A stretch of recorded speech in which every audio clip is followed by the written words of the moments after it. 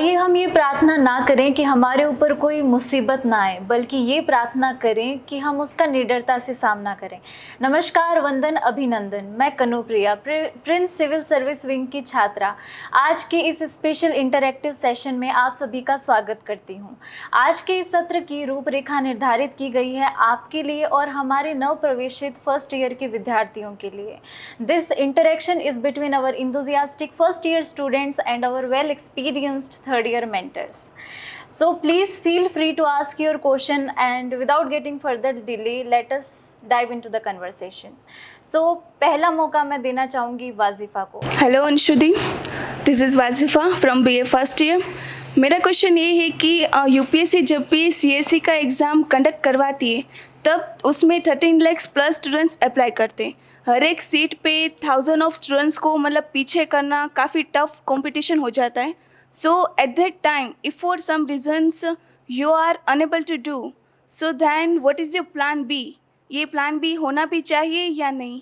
Right Wajifa, so that's an pretty good question कि plan भी होना चाहिए या नहीं।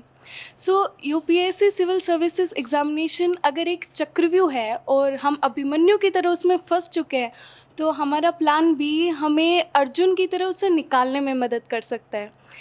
जैसा कि आपने बताया, UPSC examination is highly competitive examination. 1000 बच्चों को एक सीट पे पीछे छोड़ना और इसकी success rate is even less than 1%।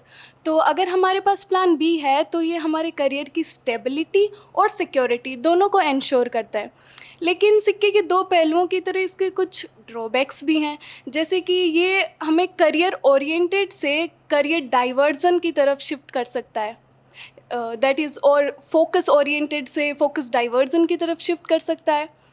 सो हमें हमारा प्लान भी ऐसा चुनना चाहिए जो हमारे करियर के साथ इनलाइंड हो और हम दोनों को एफिशिएंटली मैनेज कर सकें। सो जैसे कि आपने मेरे प्लान बी के बारे में पूछा, so I am pursuing integrated course of BA B.Ed। So इसका फ़ायदा ये है, इंटीग्रेटेड कोर्स में कुछ एक्स्ट्रा को करिकुलर एक्टिविटीज़ होती हैं and in the 4th year of the graduation हमारा 7 दिन का कैंप भी लगता है ऑफ दिस एक्स्ट्रा एक्टिविटीज़। सो वो हमारी लीडरशिप क्वालिटीज़ को आगे निकालने में मदद करता है। एंड B.Ed के कुछ एक्स्ट्रा सिलेबस भी है, जैसे कि for name few, if I'll name few, there peace education, knowledge and curriculum जो ethics और essay writing में हमारी हेल्प करता है। So I have a plan B, so I think it should be there. Hello Anjali दी, मेरा आपसे प्रश्न ये है कि यूपीएससी जर्नी में को करिकुलर एक्टिविटीज़ का क्या प्रभाव पड़ता है? Okay. So, my dear junior, we do not live with marks and grades. We live by skills. And skills are not necessarily acquired by sitting in class and studying those academic records. They are important. But your real attitude, your real skill set is set when you participate in various dynamics of activities, which could open your personality, which could enrich your perspective by giving you a various leverage or various opportunities at hands for the best. Your academic reports will give you grades, but to set your right attitude, you need to participate in various curricular activities. It is when you participate in various curricular activities like dramatic activities or oratory competition, it gives you you acquire the ability to express yourself well. Therefore, I don't think extracurricular activities are extracurricular activities. These are a prerequisite to lead a successful life. अगर आप अतिरिक्त गतिविधियों में मन लगाकर हिस्सा लें तो स्वयं को बेहतरीन कल के तैयार कर सकते हैं।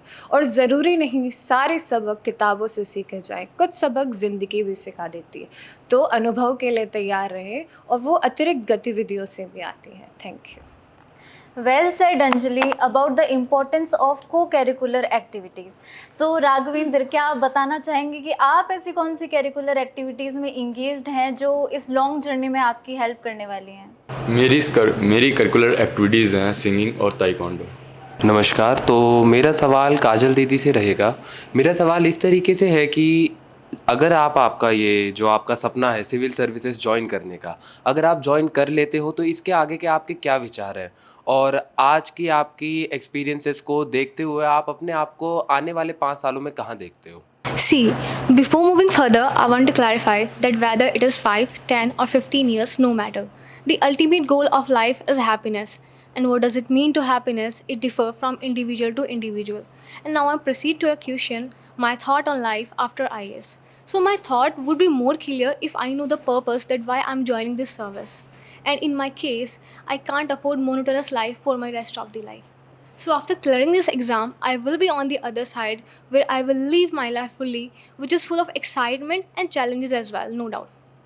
But instead of that 9 to 5 job, because in this service offers you much more than that. Here in the context of civil service, it is said that your upcoming hours will never be decided. And because here maybe on the first day you are dealing with the inspection, maybe on the second day you are dealing with the rights in your area, and maybe on the third day you are visiting any school or colleges motivating the student, and meanwhile you will call by the CM for an urgent meeting.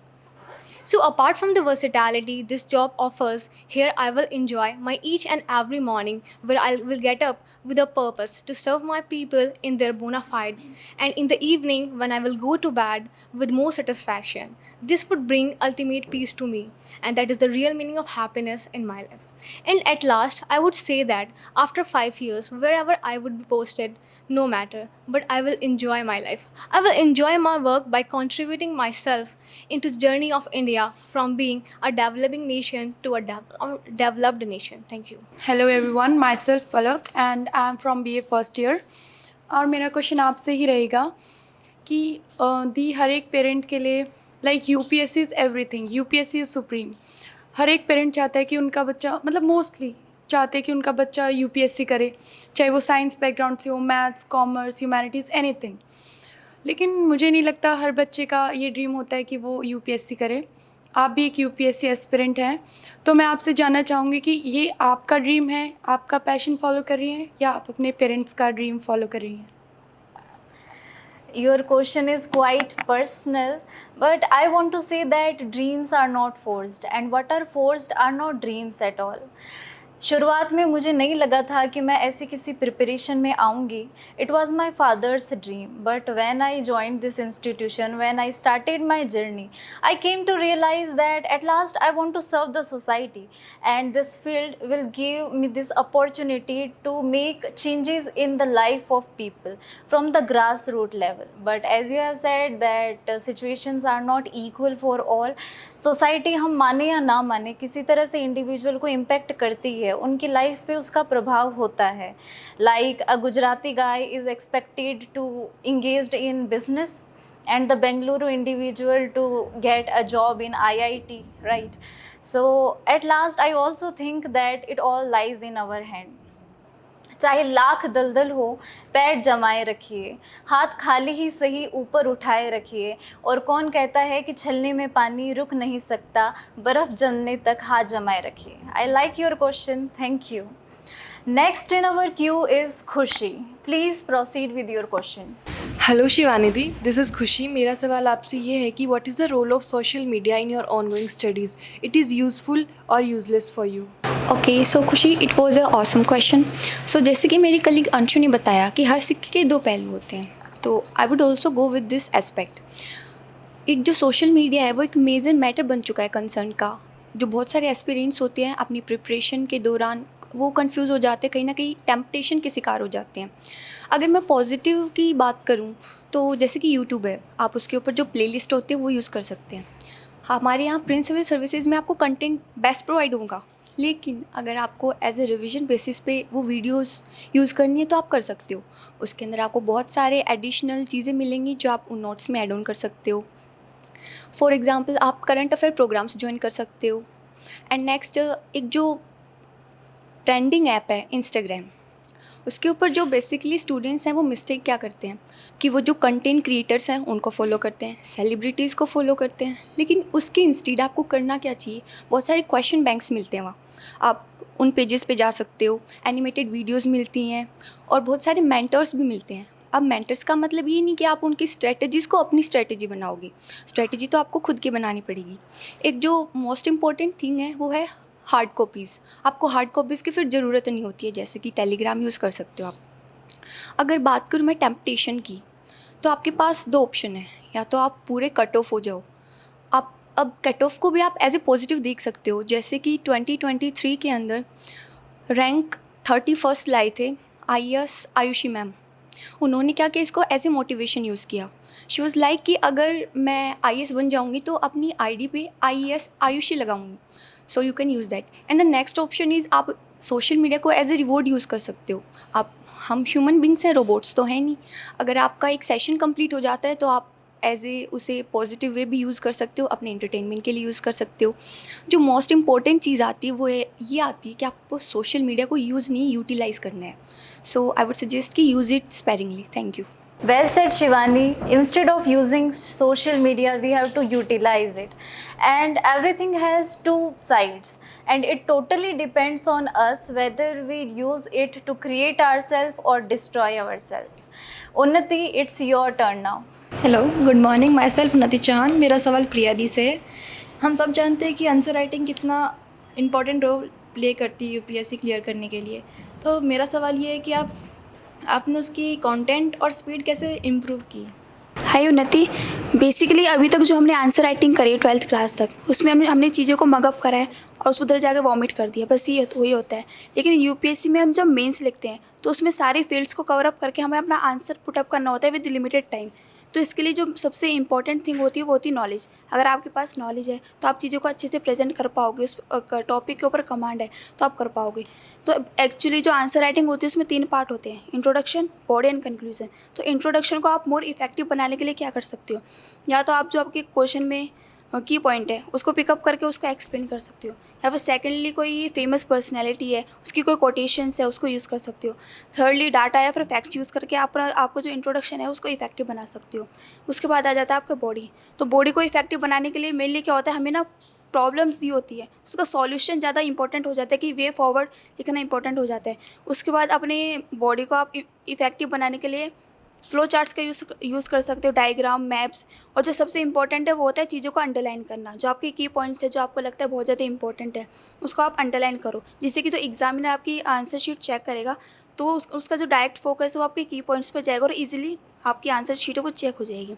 तो at last आता है conclusion. Conclusion में आप क्या कर सकते हो कि आपका कंक्लूजन है जो बिल्कुल बैलेंस्ड होना चाहिए। एग्जाम्पल लेते हैं, गवर्नमेंट को पॉलिसी है कोई, आपको उसके ऊपर कोई कंक्लूजन देना है तो आप तो ना ज़्यादा उस गवर्नमेंट पॉलिसी को क्रिटिसाइज़ करो और ना ही ज़्यादा उसके फेवर में जाओ। आपको जो कंक्लूजन है वो बिल्कुल बैलेंस्ड होना चाहिए। और बात रही कि फर्स्ट ईयर और थर्ड ईयर की जो आंसर राइटिंग है उस पर कैसे डिफरेंस है। अगर आप अभी तो आप फर्स्ट ईयर में हो तो इतना इंपॉर्टेंट मेरे को लगता है नहीं कि आंसर राइटिंग होनी चाहिए। आपको फर्स्टली नॉलेज गेन करनी चाहिए, उसके बाद भी अगर आपको आंसर राइटिंग करनी है तो आप क्या कर सकते हो, जैसे कि आज आपको एक टॉपिक करा दिया, उसके ऊपर पहले अच्छे से आप कमांड बनाओ, सारी फील्ड्स को उसके इंक्लूड करो, political, social, economic, cultural.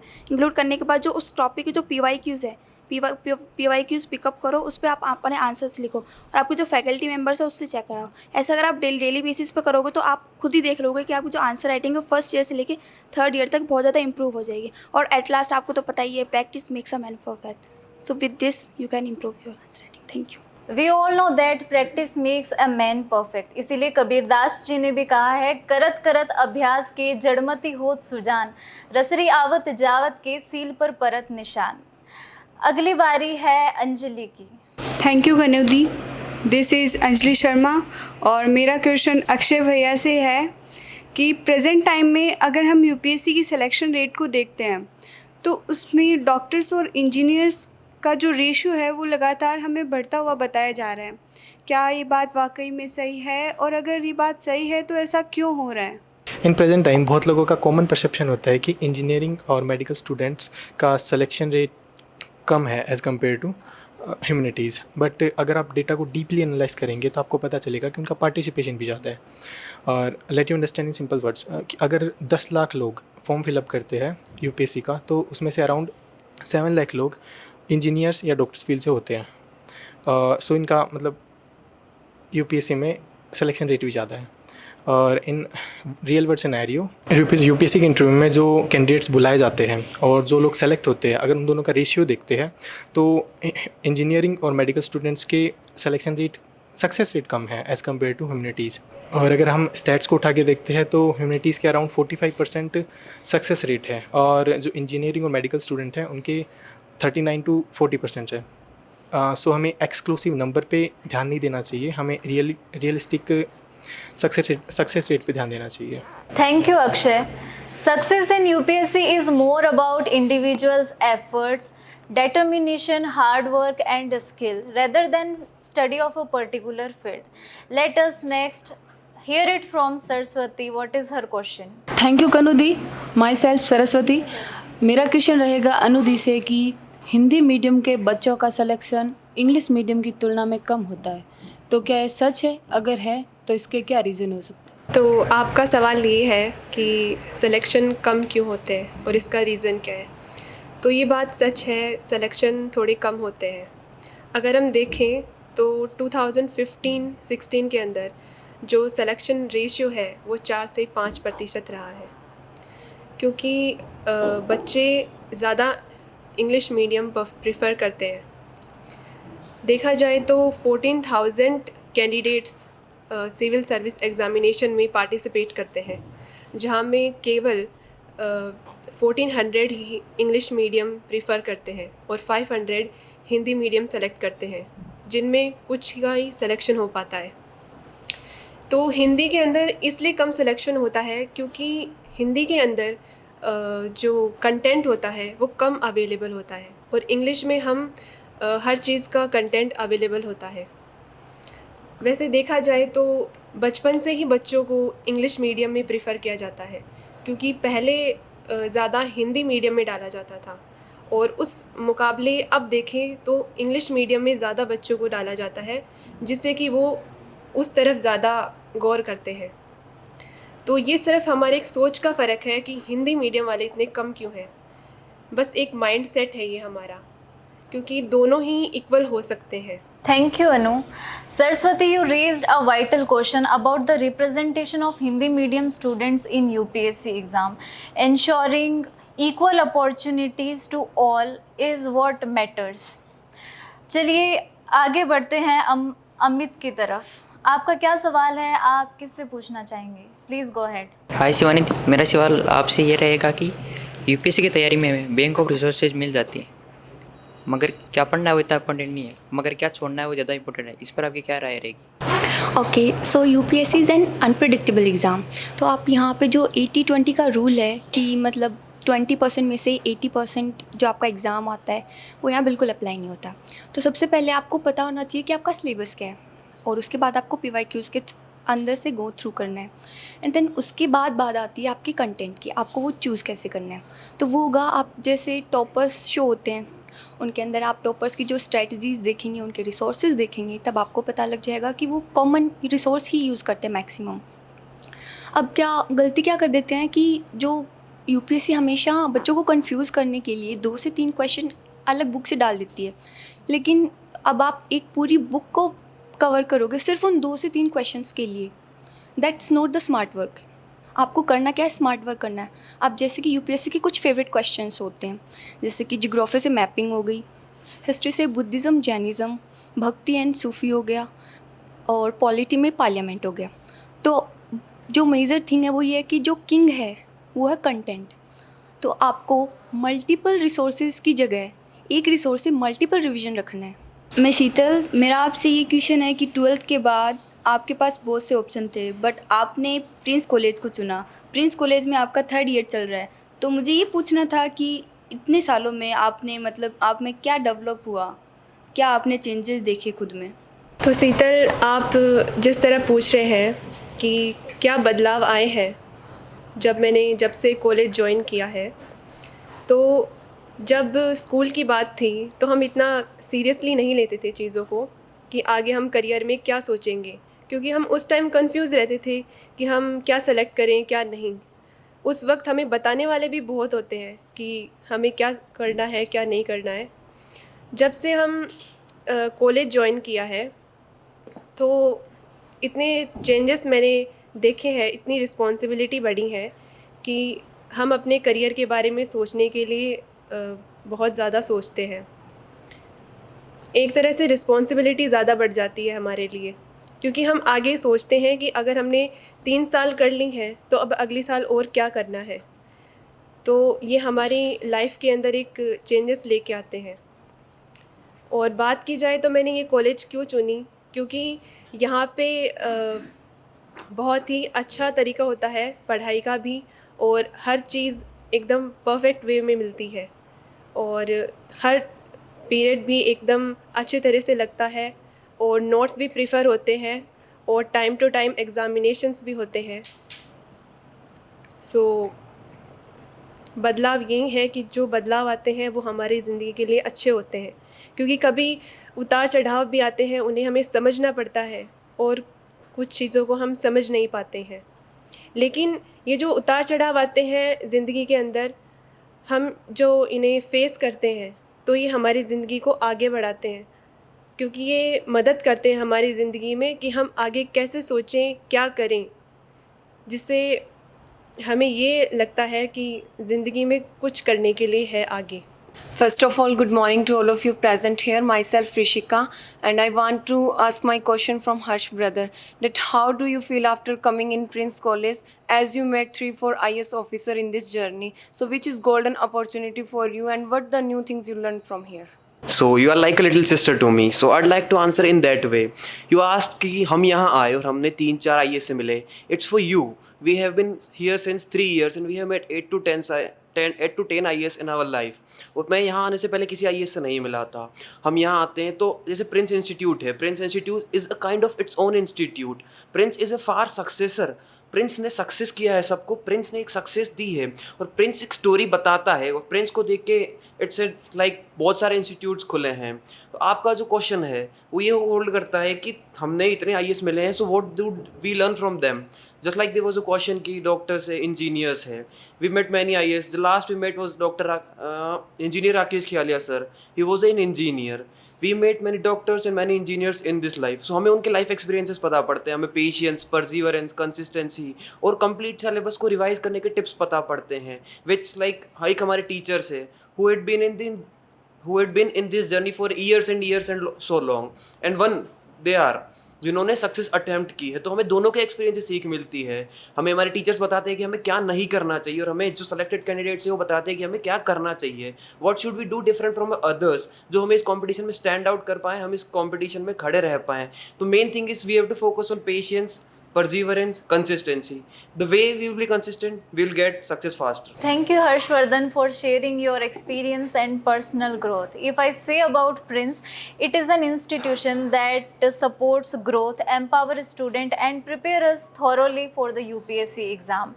Now, I would like to offer the stage for conclusion to Anjali with my last words. Start where you are, use what you have, and do what you can. Please, Anjali. Thank you, Kanudi, for giving me this opportunity. Let's move to the end of the program. As you know, knowledge increases by sharing but not by saving.